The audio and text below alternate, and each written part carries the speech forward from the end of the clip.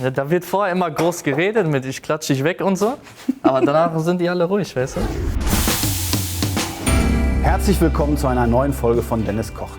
Bei mir heute zu Gast unser E-Footballer Dennis. Grüß dich. Moin, Dennis. Schön, dass du da bist. Ich habe gedacht, wir machen heute mal einen Snack, der in der ersten Richtung vielleicht Richtung Junkfood geht, aber eigentlich aus Top-Zutaten besteht und deswegen beim Spielen immer funktioniert. Muss ja nicht immer ungesund sein, ne? Vollkommen richtig. Ich habe hier heute ein wunderbares französisches Freilandhuhn mitgebracht. Ja, ich habe gedacht, wenn wir schon Crunchy Chicken machen, dann wenigstens von den Besten. Ja? Dann richtig. Genau, so muss das sein. Und damit starten wir auch. Also wir haben natürlich eine Hähnchenbrust und die müssen wir panieren. Klassische Panade ist natürlich, man braucht Ei, Mehl und damit es richtig knusprig wird, nehmen wir immer gerne Panko-Mehl. Das Panko-Mehl ist von so einem französischen Weißbrot. Ich würde dich bitten, einmal das Ei zu verquälen. Ja? Ganz easy. Da wir unser Hähnchen mit einer Panade machen, das heißt wir panieren das, nehmen wir natürlich die Haut ab. In dem Fall können wir die einfach abziehen und dann trennen wir die Brust oben am Knochen und schneiden es hier am Knochen ab. Dann haben wir bei der Brust immer noch ein Innenfilet. Ja? Das nehmen wir als erstes raus und schneiden dann die Brust noch mal in 3 Streifen. Hast du gut gerührt. Sieht super aus. Findest du? Ja, richtig, Dankeschön. richtig gut. So, das Hähnchen würzen wir natürlich vorher, ne, weil da muss ja auch Geschmack reingehen vor der Panade. Das heißt, wir machen ein bisschen Salz dran und natürlich ein bisschen Pfeffer. Hast du schon mal zu Hause gekocht oder irgendwas gemacht? Boah, ganz selten, wenn, dann nur in der Nacht. In der Nacht?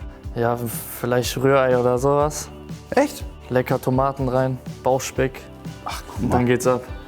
Beim Panieren immer ganz wichtig, als erstes einmal Mehl und dann kommt das Ganze ins Ei und am Ende kommt es in das Paniermehl. So, ich mache das hier.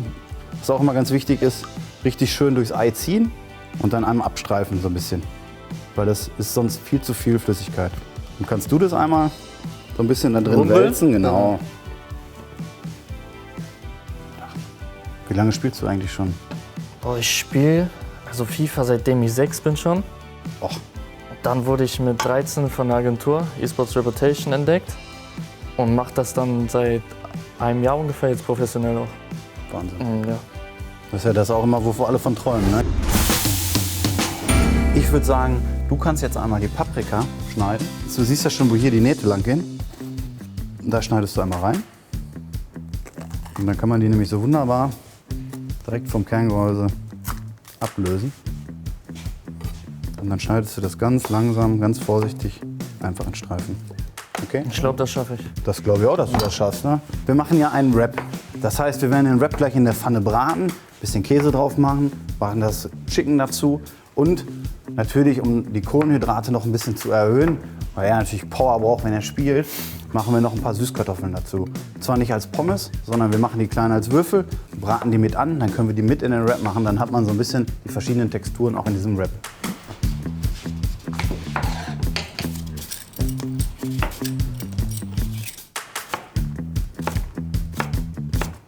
Wie lange dauert eigentlich so ein Spiel? Wenn ihr da jetzt so ein Turnier zockt, habt ihr da nur eins oder mehrere? Oder? Kommt drauf an, wie weit man kommt. So ein Spiel dauert dann 15 Minuten ungefähr. Okay. Dann spielst du halt Hin- und Rückspiel. Ja. Dann gibt es pro Tag vielleicht 7, 8 Runden. Dann mit Pausen, dann bist du da vielleicht 10 Stunden, 9 Stunden vor der Konsole. Und dann geht's am nächsten Tag, wenn du dich qualifizierst, einfach weiter. Ja. Nochmal 5, 6 Stunden. Meine Güte.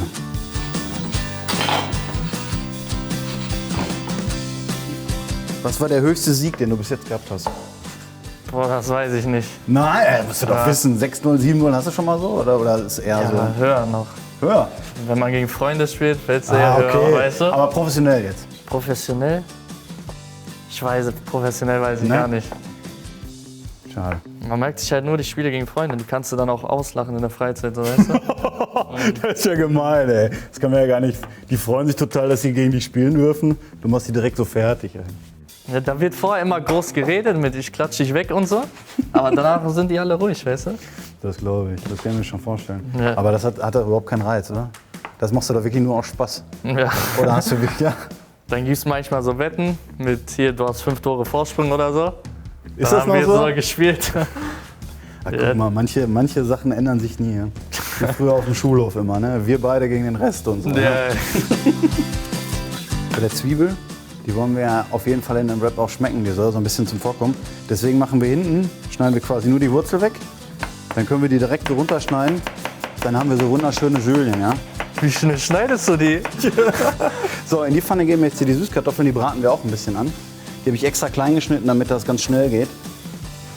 Damit wir da nicht so lange warten müssen. Ja, damit wir das raus haben. Gibt es irgendein Turnier, wo du unbedingt mal mitmachen willst? Boah, das größte Ziel ist natürlich die WM. Ja. Davon träumt jeder. So, wir haben unsere Süßkartoffeln. Auch da kommt natürlich ein bisschen Salz dran. Und ein bisschen Pfeffer.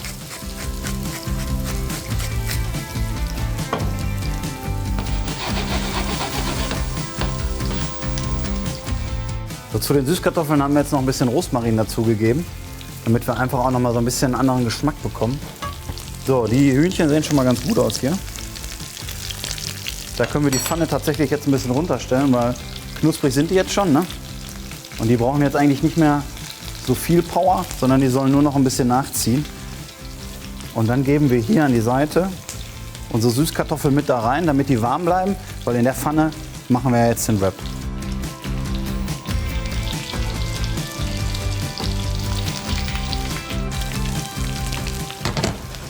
So, und zwar habe ich hier Wraps mitgebracht. Wir wollen ja eine schnelle Küche machen, deswegen habe ich die jetzt in dem Fall mal gekauft.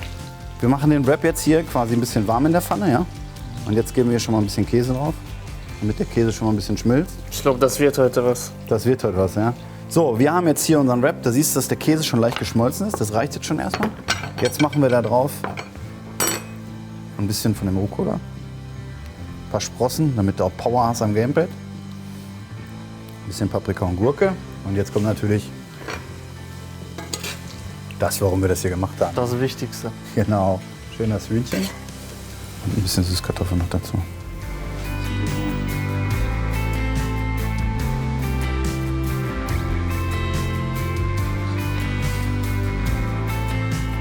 So, das geben wir jetzt nochmal in die Pfanne. Nochmal ganz bisschen Öl dazu, damit die nochmal so ein bisschen knusprig werden von außen. Das sieht wunderbar aus. Ich glaube, das können wir fast probieren.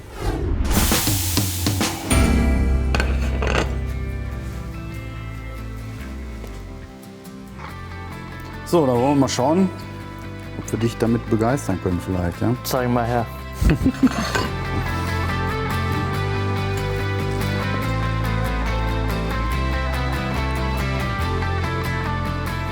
Hat was. Ist ganz gut, ne? Mhm. Schön knusprig. Manchmal sind es ja auch die einfachen Dinge. Ne? Wir haben hier wirklich was schnell, gesund, lecker. Kann man locker zwischendurch auch in der Halbzeit mal essen, glaube ich, wenn man sich das vorbereitet. Wir haben gute Proteine vom Hähnchen. Wir haben vernünftiges Panko-Mehl genommen zum Panieren. Wir haben einen guten Tortilla, frisches Gemüse. Da kann ich sagen, aus meiner Sicht top. Vielen Dank, dass du da warst. Ich danke dir. Das hat richtig Spaß gemacht. Vor allen Dingen ist es auch für mich schön, mal so Eindrücke zu erleben aus eurer Welt und diesem ganzen E-Football. Das ist echt interessant für mich. Vielen, vielen Dank. Hat mich gefreut, Dennis. Und euch viel Spaß beim Nachkochen. Macht's gut. Bis demnächst. Ciao.